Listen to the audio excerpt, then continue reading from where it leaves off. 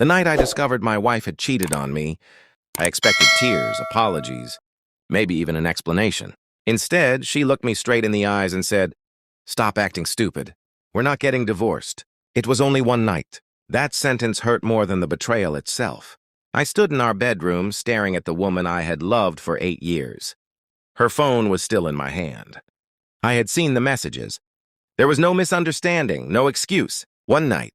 That was how she described destroying our marriage. "Who was he?" I asked quietly. She rolled her eyes. "Does it really matter?" "It matters to me. He's someone I met through work." It meant nothing. I laughed, but there was nothing funny about it. "Then why did you tell him you loved him?" Her face changed. For the first time that night, she had nothing to say. I had read every message. I had seen the promises, the secret meetings, the photographs. She had even complained about me to him, telling him that our marriage felt empty. Yet now she stood in front of me, as if I were the one being unreasonable. "I made one mistake," she whispered. "One mistake?" I asked. "You didn't accidentally fall into another man's arms. You hid it. You lied to me. You came home every night and kissed me like nothing happened." She started crying. But I didn't comfort her. That was the hardest part.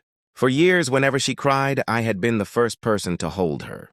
That night I realized I was no longer that person. She stepped toward me.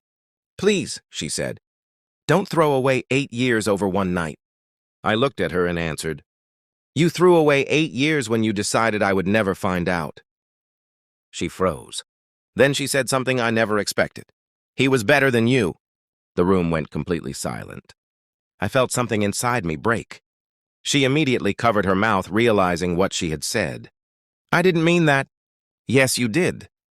I packed a small suitcase. She watched me silently. "You're really leaving?" "No," I said. "I'm not leaving because of him. I'm leaving because I finally understand what our marriage meant to you." She began begging. She promised therapy. She promised honesty. She promised she would never speak to him again. But promises sounded different now. They sounded like words from someone trying to keep a life they had already destroyed. I walked out that night and stayed at my brother's house. 3 days later, she called. I almost didn't answer.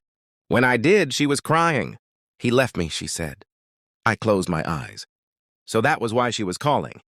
Not because she missed me. Not because she understood what she had done. The other man had walked away. She wanted the husband she thought would always be waiting. "I'm sorry," she whispered. I took a long breath. "I believe you're sorry." "Then come home." "I can't." "Why?" "Because I spent 8 years trying to make you happy, and you spent one night proving I was never enough for you," she sobbed. I hung up. A month later, the divorce papers arrived. She signed them without a fight. Maybe she finally understood, or maybe she simply realized I wasn't coming back. Years later, I still remember that night. Not because my wife cheated, but because of the sentence she said afterward. It was only one night. She thought one night couldn't destroy 8 years. She was wrong. Sometimes it isn't the betrayal that ends a marriage. Sometimes it's the moment you realize the person who betrayed you doesn't even understand why you're hurt.